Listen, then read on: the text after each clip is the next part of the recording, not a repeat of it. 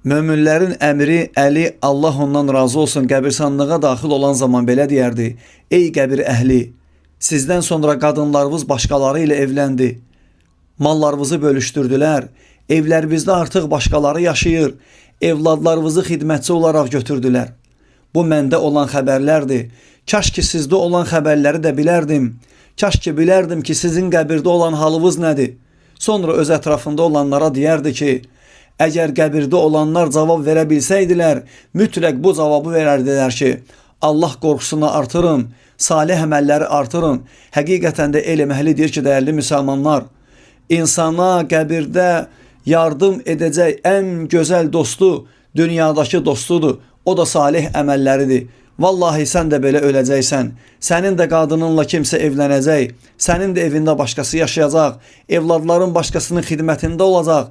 Əziyyət çəkdiyin malı bəlkə də başqaları xərcləyəcək. Lakin sən qəbirdə necə olacaqsan Allah bilir.